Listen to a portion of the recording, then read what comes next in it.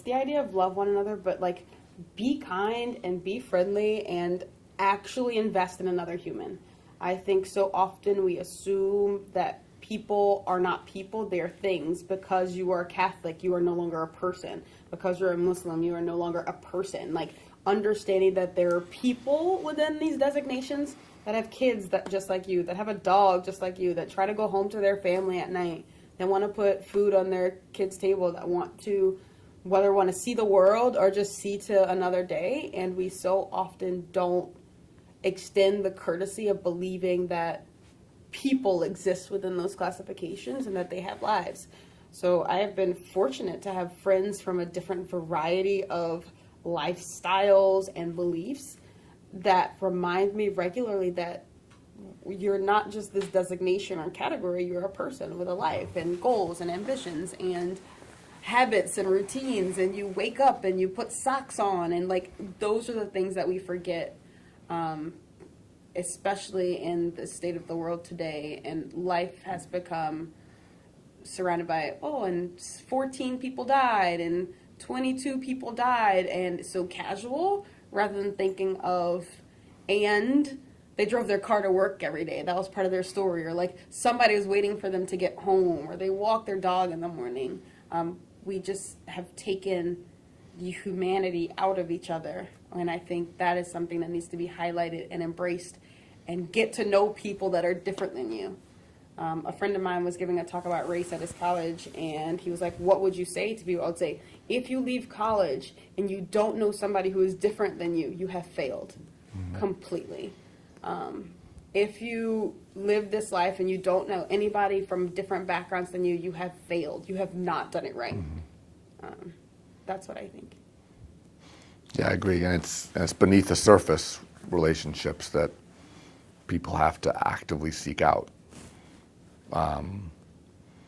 Because it's just a huge difference to have a work colleague as opposed to, you know, how many people that are really different from you have been in your house and broken bread with you at your table. Like that distinction, and that's where people need to be vulnerable. And I think, so I would say there's two things we need. We need a greater sense of humility and a reduced sense of fear. So the humility that allows me to truly listen, not judge, and not believe in any way that, as you're saying, that I'm above you or beneath you or trying to put us on some linear scale, that I'm just trying to evolve, you're trying to evolve, we all got our stuff, and not make assumptions. But I think that takes a different level of humility than, particularly in this country where, you know, not just this country, because I think unfortunately some of the worst part of American values have really permeated a lot of other parts of the globe, where, you know, it's okay to stomp your way to the top. If you get to the top, if you're near the top, fighting your way to the top, if you do what you got to do. And that mentality, there's enough of that we accept, that takes away the humanity from all of us. And so I have to bring a level of humility to every conversation, that with that humility comes respect and real listening, I think.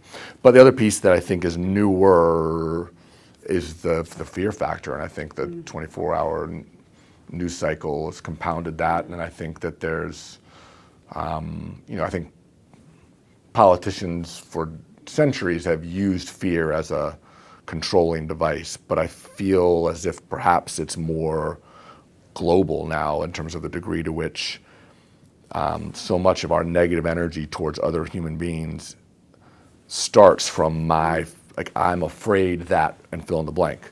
I'm afraid you're trying to take something from me. I'm afraid that I'm not gonna be happy if blank. I'm afraid.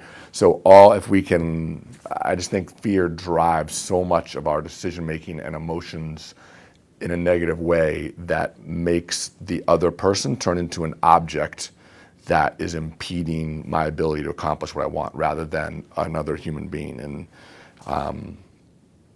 so yeah, I think that's,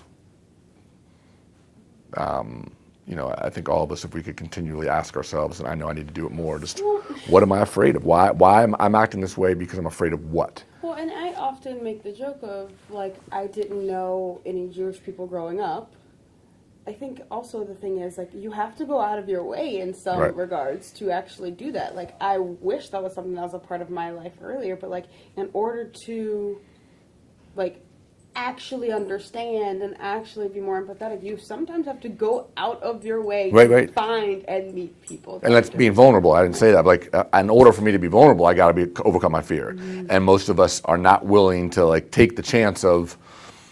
So going back to this, take the example of the dinner. Like, invite somebody over for dinner who's really different from me. Oh well, that took some vulnerability, and I was afraid they'll reject me, or they'll think I'm weird, or they'll be like whatever, or when they come to my house, we won't get along, or whatever it might be. Or they say no, and I'm like, I'll see, like whatever, and rather than be like, well, just ask again next week. Like, what are you afraid of? And we have to, in order for, yeah, I think you're spot on. We gotta, if we're not willing to be vulnerable, we're never going to be able to make real relationships with people that are different. It takes courage. It's not hard to say hi, how you doing in the hall of a school or a workplace, but it's very different to try and have a real relationship.